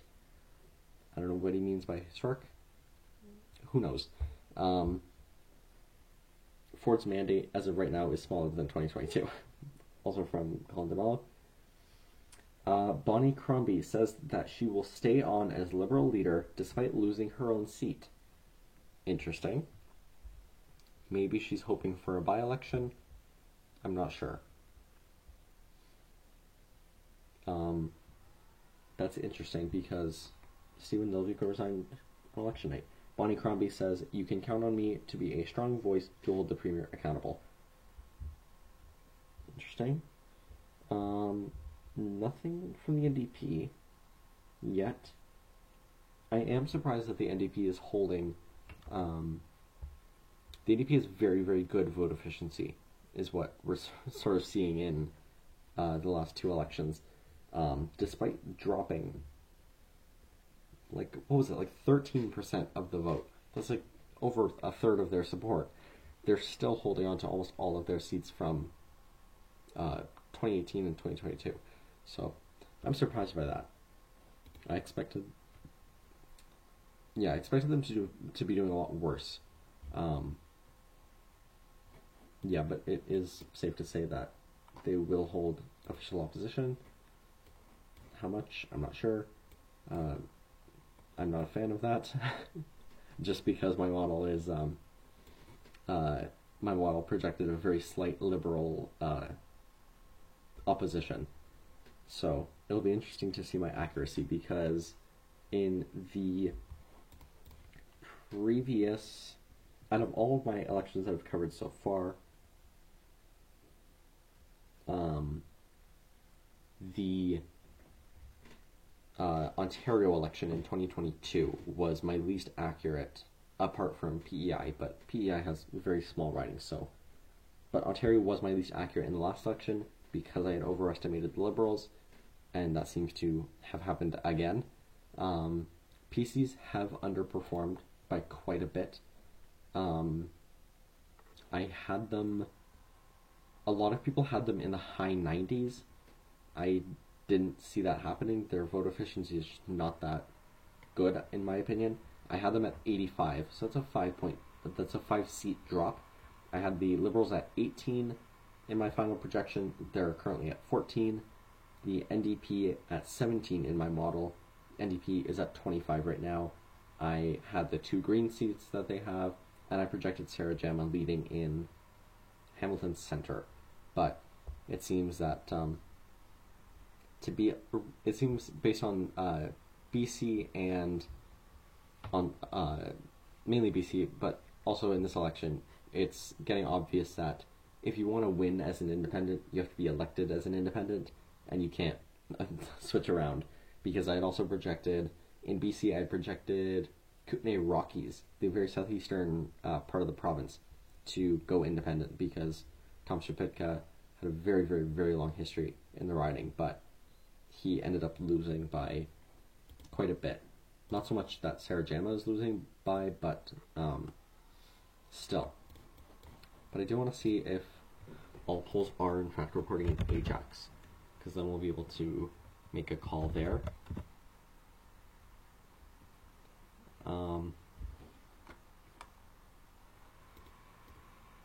Yeah, I don't know if I'm going to stay on for waiting for every single riding to give a call in. I am still interested in Burlington because numbers haven't really shifted there. There's not really any new counting going on. 43.3% for the PCs, 42.7% for the Liberals in Burlington. In Ajax, yes, all polls are reporting the Liberals have flipped Ajax. They're at 44.99%. They have a 331 vote margin over the PCs at 44.19. So yes, we can call Ajax for the Liberals. Update everything. Yeah, that in the model it flips York South-Weston for them as well. So that's what I mean by, if the Liberals are doing very well, like if they win a seat that they maybe weren't fully expected to win, then it helps them a lot in the model. But that's just a function of how it works.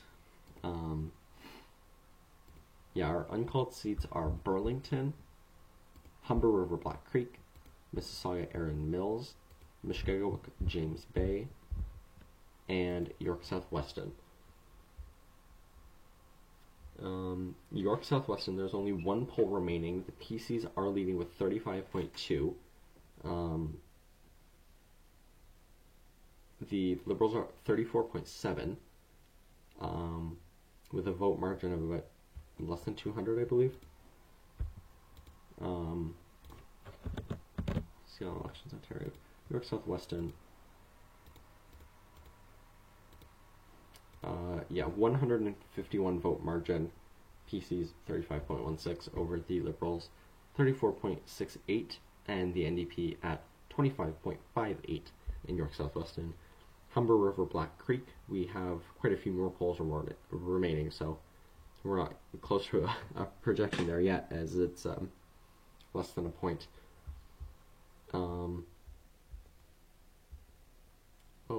It appears PCs have flipped back Mississauga Erin Mills.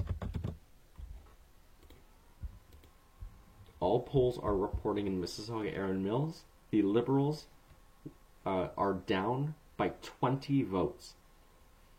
So that's automatic recount in Mississauga Erin Mills. PCs are winning, have projected to win 44.25% of the vote. Liberals, 44.20% of the vote. So that's another writing that we can call. I suppose I'll stay on, I guess. Mississauga, Erin Mills, PCs. Impressive that the PCs have held every single Mississauga seat despite the Bonnie Crombie's history, I suppose. Because I in Mississauga in general, their history is getting swept by one party, and so it's very either go big or go home type thing in Mississauga. So having the PCs sweep the city, including sweeping Bonnie Crombie out of the race, I'm not surprised by. I suspected that it would be more likely that the PCs win all Mississauga than the Liberals win a majority of Mississauga, so not anything very shocking. Mushkegowuk James Bay, I don't believe there's been an update. Yeah, no update in Mushkegowuk James Bay. Maybe after 11 I'll end this live stream, because this is good practice for the federal election, though, which I hope to do a live stream for as well. Burlington, there's still 3 polls remaining, and the margin is about 400 votes. 43.3 for PCs, 42.7 for the Liberals. And I don't think there's been any update. York South-Weston hasn't changed. Humber River Black Creek hasn't changed. Yeah, Mushkegowuk, James Bay hasn't changed, and those are all of the seats that we have not called yet. We will see results for Orleans. Stephen Blaise is seeking re-election as Liberal MPP. NDP has rumored to be doing well there, maybe. I'm not sure. That's what I've heard. And then King Vaughan expected to be a PC hold with Stephen Lecce. But the Liberals have been targeting this one a little bit with Gillian Vivona. She was the candidate in the last election for the Liberals here in this riding. But it's not a very big change in the overall electoral map, which is something that wasn't necessarily expected to happen. But it's very, very interesting. Yeah, turnout is essentially the exact same. So that's interesting. I expected turnout to be like very slightly lower, but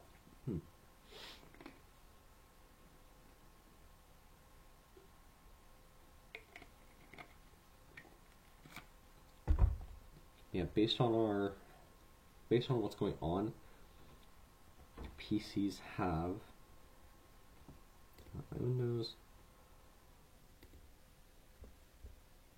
PCs are elected in 78 seats. They're projected to have 80 seats by the end of the night. NDP called in 25 seats and projected in 25 seats as well. Unless Mushkegowuk, James Bay flips, they're going to be at 25 anyway. Liberals, they're called in 14 seats. That's the first time they have party status since 2018. And they are projected to win 16 seats. Greens 2, Bobby and Brady 1.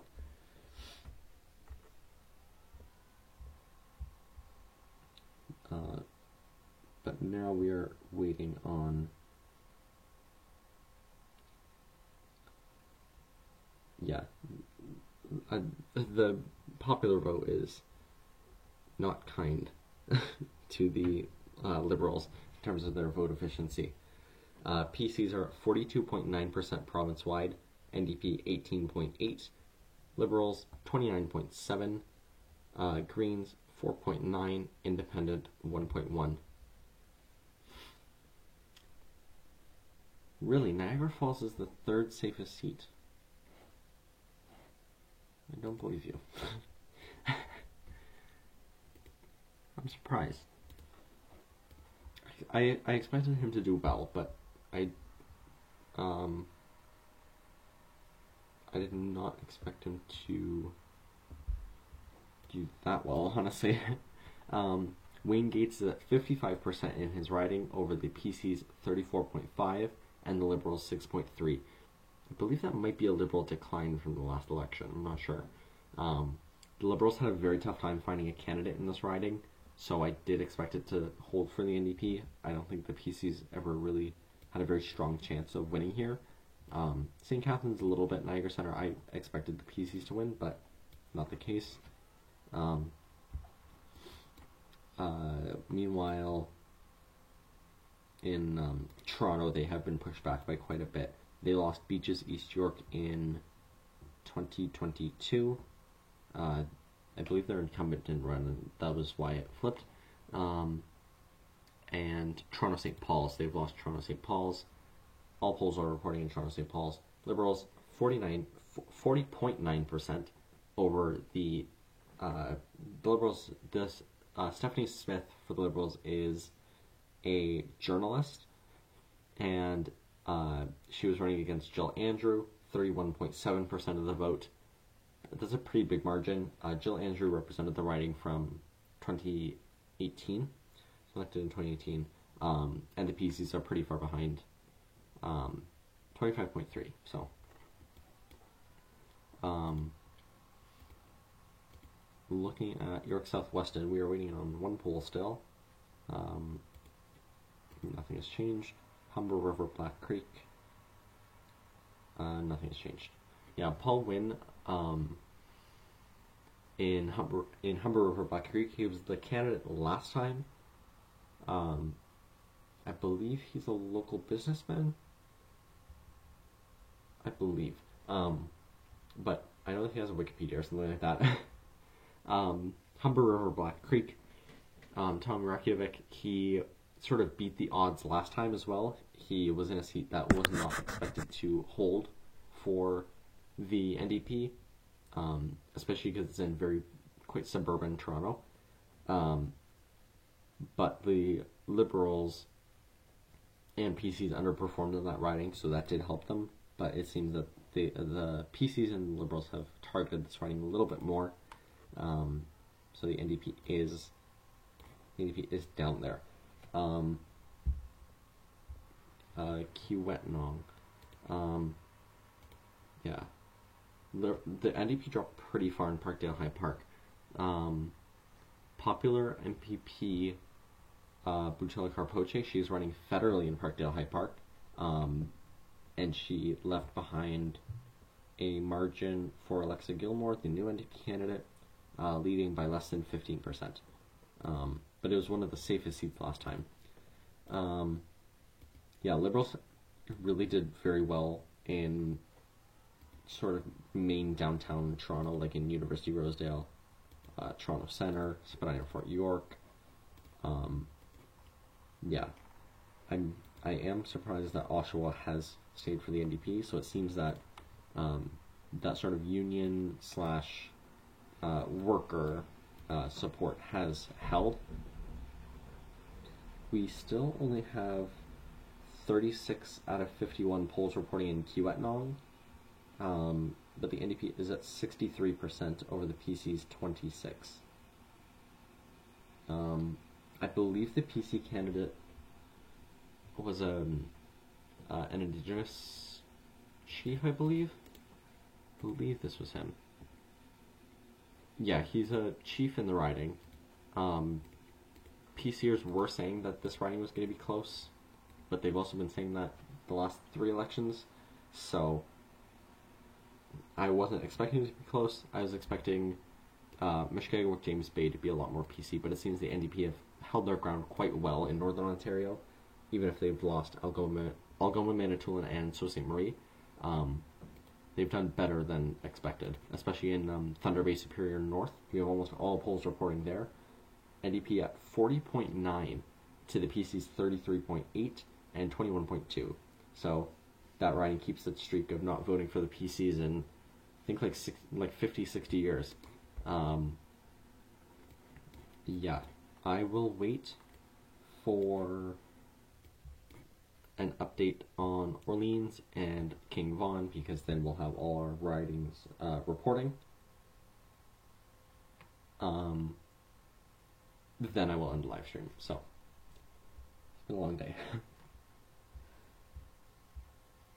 Yeah, it very much wasn't expected that the NDP would have such a good vote efficiency.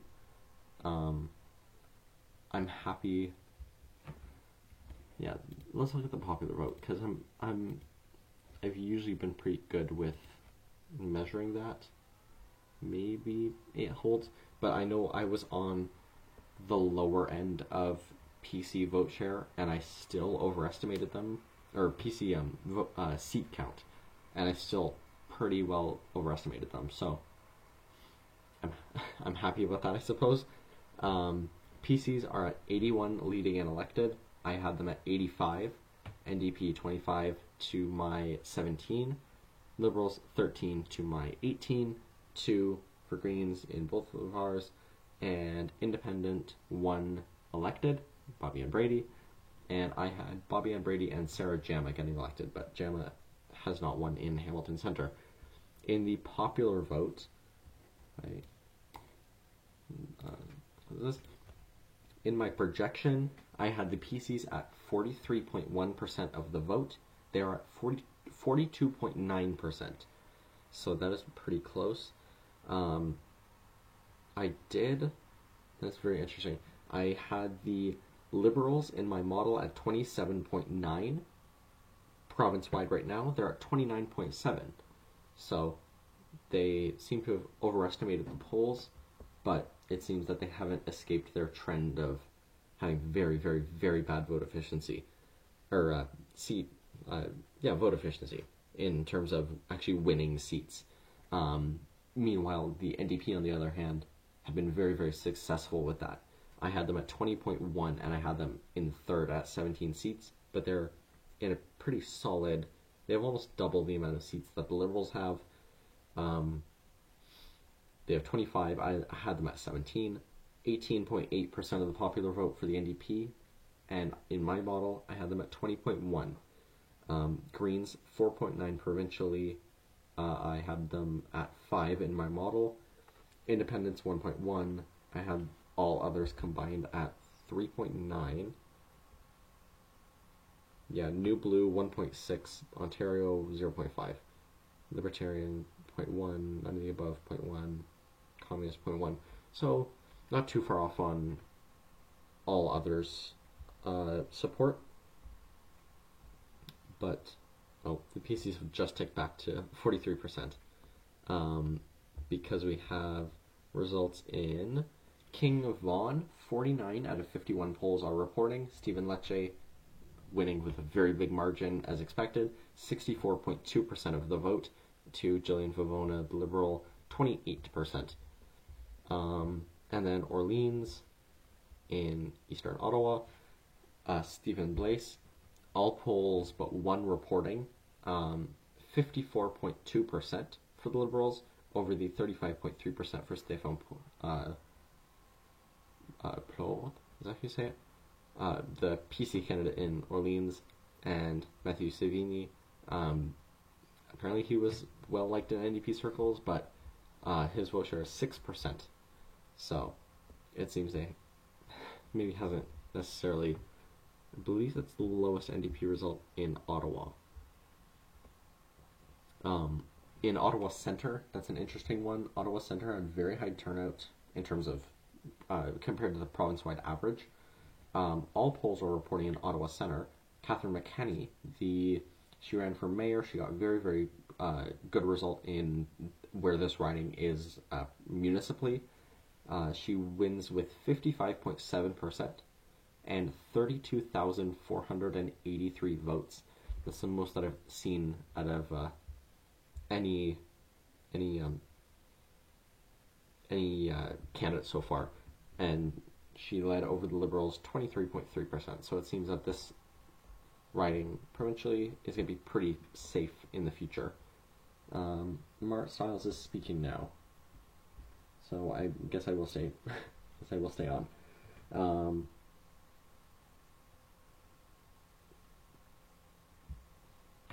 Yes. It'll be interesting to see if Ford tries to run for a fourth mandate and how well that will work. Because if the Liberals win federally, he could get reelected. But it seems that the opposition is slowly sort of coalescing in terms of its support. People are more inclined to be voting strategically, I suppose.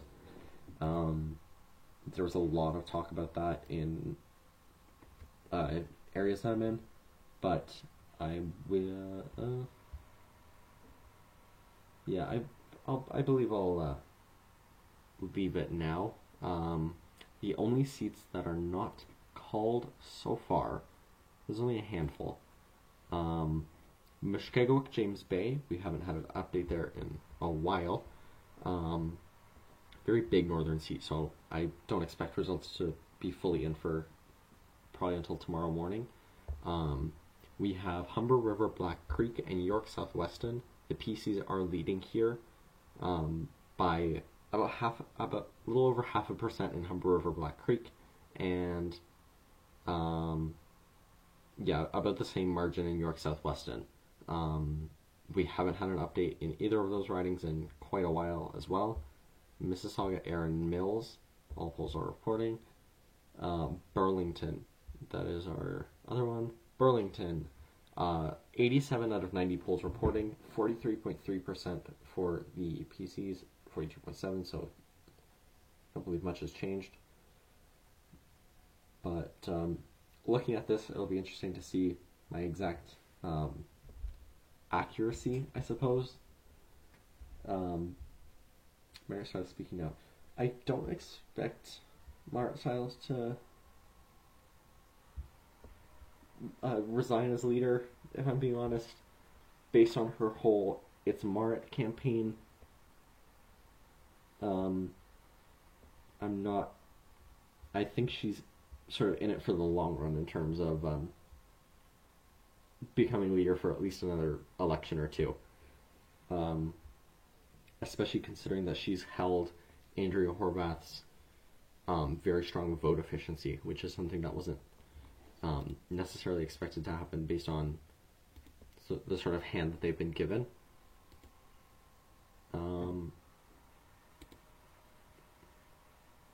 Yeah, I want to see if she announces her resignation or something.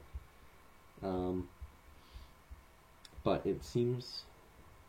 I do wonder if Bonnie Crombie will stay on until the next election, or if she will resign and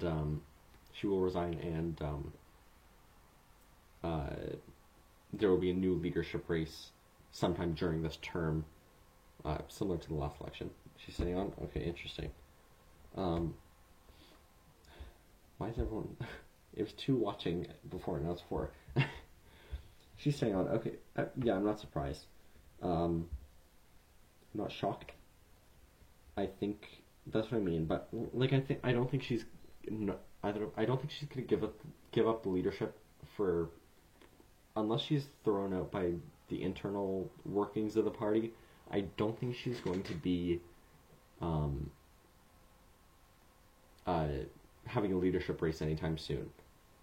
I think at least another election, maybe a second one as well. Yeah, I'm trying to see if there's any quotes of Marit Stiles speaking. I did say that I wanted to have a little CBC box to have in the background or something, but I decided having the map would be better. Marit Stiles.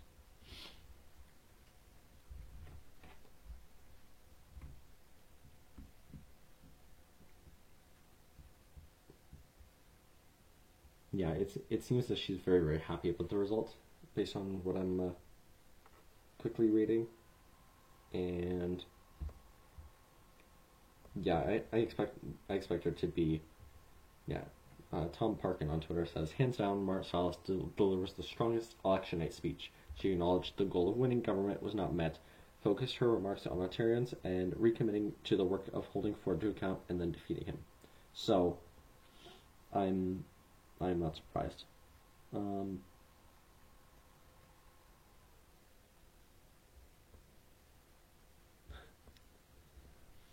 But it seems that polling in Ontario has fallen victim once again to the Liberals being pretty overestimated, the NDP being underestimated, and the PCs